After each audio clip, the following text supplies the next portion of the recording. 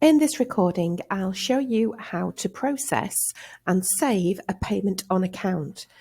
A payment on account is where you've either received a payment that doesn't match an invoice that you've raised, or you've made a payment that doesn't match a supplier's bill. It could be a prepayment, so you've had to pay a deposit, or it could be that a customer has paid money into your bank and it doesn't appear to match any of the invoices actually outstanding.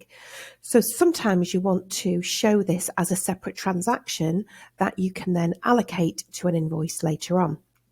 In this example here, I have a customer who has paid the nice sum of £18,000 and it doesn't match with anything on their account. I click into it to find more information. And I click match as if I'm going to look for and match the payment to an invoice.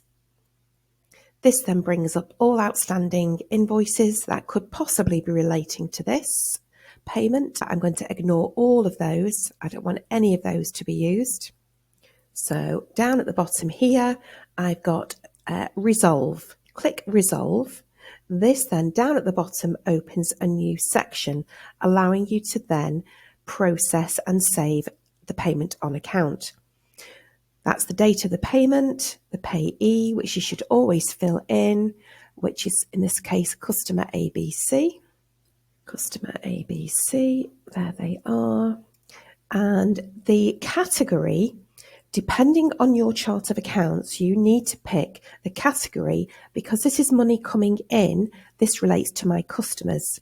So you may have a debtors control account, which this one does have, debtors control account, or you may have aged receivables or something similar. You can enter a class and a location if you wish. I'm going to put here payment on account. It's completed the amount for you. Now the VAT, the code that you use depends on whether your VAT scheme is standard rated or cash accounting. And you'll need to know that beforehand. If you have access to your VAT return, you'll be able to go and have a look at that within QuickBooks, and it will tell you if you are using cash accounting or the standard method. This particular one, I think it is standard, but if it's the wrong one, it will tell you. So if you're on standard, you need to be looking for the code that's called no VAT sale.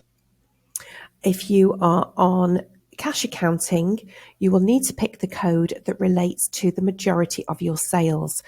For instance, if most of what you sell is at 20%, that is the code that you will use because you'll be paying VAT on the payment on account.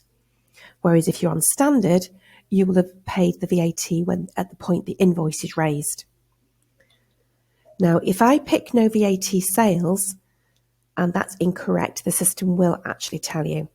I then click match, and that payment on account has now been applied and it has disappeared here from the bank feed. If I now go over to sales and customers and search for my customer ABC, there they are, click on it to open the record. And it was back in 2021 and there's my 18,000 sitting as a payment on account. I hope that's useful.